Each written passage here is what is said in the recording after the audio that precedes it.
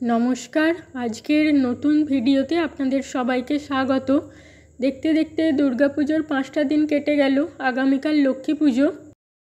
আজ আমি আপনাদের একটি ডেকোরেটিভ কুলো তৈরি করে দেখাচ্ছি। প্রথমে কার্ডবোর্ড থেকে কুলো শেপের কিছুটা অংশ কেটে নিয়েছি, তার উপর ফেভিকল লাগিয়ে আমাদের বাড়িতে অনেক দিন ধরে বেশ কিছুটা ব্রাউন পেপার ছিল, সেটা দিয়ে কি করব বুঝে উঠতে পারছিলাম না, কিন্তু সেটা ফেলে দিতেও ইচ্ছা করছিল না। তাই এবারে সেই ব্রাউন পেপারটা অনেকটাই কাজে লেগে গেল। কার্ডবোর্ডটার উপরে ব্রাউন পেপারটা কিছুটা লাগিয়ে নিয়েছি এবং ব্রাউন পেপার থেকে কিছুটা সরু সরু অংশ এভাবে কেটে নিয়েছি এবং সেই কাগজগুলোকে দুবার করে মুড়ে নিয়ে আঠা দিয়ে লাগিয়ে সেটা ভালো করে শুকিয়ে নেব। বেশ কয়েকটা এভাবে তৈরি করে নিতে হবে। এবারে এইগুলো কার্ডবোর্ডের উপরে লাগিয়ে নেব যাতে এগুলো একটু মোটা মোটা দেখায়, তাই সেজন্য কয়েকবার করে মুড়ে নিতে হবে। এগুলো একটু মোটা মতো হওয়ায় ঠিকমতোভাবে আঠা দিয়ে চিটছিল না, তাই আমি কয়েকটা ক্লিপ উপরের দিকে লাগিয়ে নিয়েছিলাম। পুরো বোর্ডটার উপরে এভাবে লাগিয়ে নেব। এবার দুই দিকের অংশ থেকে একটা একটা করে ছেড়ে দিয়ে তার নিচ দিয়ে এভাবে আর একটা করে গলিয়ে নিতে হবে। আমার এই জায়গাটা খুবই ভুল হচ্ছিল, আমি মাঝে মাঝে দুটোর নিচ দিয়ে বা দুটোর উপর দিয়ে এভাবে গলিয়ে নিচ্ছিলাম। আপনারা এভাবে ঠিকঠাকভাবে তৈরি করবেন। আমার এই কাজটা করতে প্রচুর সময় লেগেছিল। আগেকার দিনে অনেকের বাড়িতেই কুলো, চাটাই এসব ছিল, সেগুলো এভাবেই বোনা হতো। আমাদের বাড়িতেও আগে ছিল, এখন আর সেভাবে দেখা যায় না এগুলো। তবে আমার আগেকার দিনের এসব জিনিস খুবই ভালো লাগে।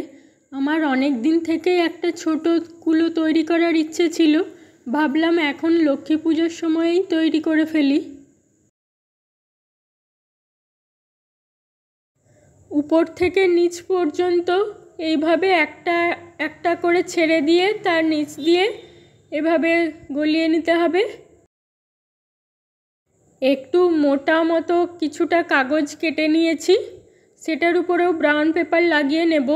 সেই কাগজগুলোকে একটু শুকিয়ে নিয়ে কুলোর উপরের দিকে এবং দুদিকে লাগিয়ে নিচ্ছি। নিচের অংশটা ফাঁকাই থাকবে। নিচের অংশতেও একটু মোটা মতো কাগজের উপরে ব্রাউন পেপার লাগিয়ে নিয়ে সেটা এভাবে লাগিয়ে নিচ্ছি। কুলোটা তৈরি করা হয়ে গিয়েছে। এবার সেটার মাঝখানে অ্যাক্রিলিক রং দিয়ে একটা রাউন্ড শেপ এঁকে নিচ্ছি। এবার ওয়াল পুট্টির সাথে একটু জল এবং একটু ফেভিকল মিশিয়ে কড়ি তৈরি করে নিচ্ছি। বাজারে কড়ি কিনতে পাওয়া গেলে আপনারা সেগুলো কিনে নিতে পারেন, কিন্তু আমি সেগুলো তৈরি করেছি। এই রকম কড়ির শেপ তৈরি করে নিয়ে মাঝখানের অংশটা একটা কাটার দিয়ে কেটে নিচ্ছি। কম্পাস বক্সে যে কাঁটাটা থাকে সেটা দিয়ে এই মাঝখানের অংশে একটু গর্ত গর্ত করে নিচ্ছি। তারপর এগুলো শুকিয়ে নেবার পর সাদা অ্যাক্রিলিক রং দিয়ে রং করে নিয়েছি এবং মাঝখানের অংশগুলোতে একটু করে কালো দিয়ে দিয়েছি। দেখুন কড়ি তৈরি হয়ে গিয়েছে। এবার এগুলোকে একটা একটা করে আঠার সাহায্যে এই রাউন্ড শেপটার চারপাশে লাগিয়ে নিচ্ছি। লাগানো হয়ে গেলে এই রাউন্ড শেপটার মাঝখানে মা লক্ষ্মীর দুটো চরণ ওয়াল পুট্টির সাহায্যে তৈরি করে আঠা দিয়ে লাগিয়ে নিয়েছি। আমি কড়িগুলো তৈরি করার সময় জল একটু কম দিয়ে ফেলেছিলাম, তাই এগুলো পরে একটু একটু ফেটে গিয়েছে। আপনারা আর একটু বেশি জল দিয়ে তৈরি করবেন। কড়ি কয়েকটা বেশি রয়ে গিয়েছিল এবং এই অংশটা ফাঁকা লাগছিল, তাই আমি এখানে কয়েকটা কড়ি লাগিয়ে নিলাম আঠার সাহায্যে। এবার পিছনের দিকে মাস্কিং টেপ লাগিয়ে নিচ্ছি যাতে এগুলো খুলে না যায়। এবার দেখে নেওয়া যাক এটার ফাইনাল লুক। আমাদের বাড়িতে কিছু ধানের গোছা ছিল, সেগুলো আমি উপরে এভাবে সাজিয়ে নিয়েছি।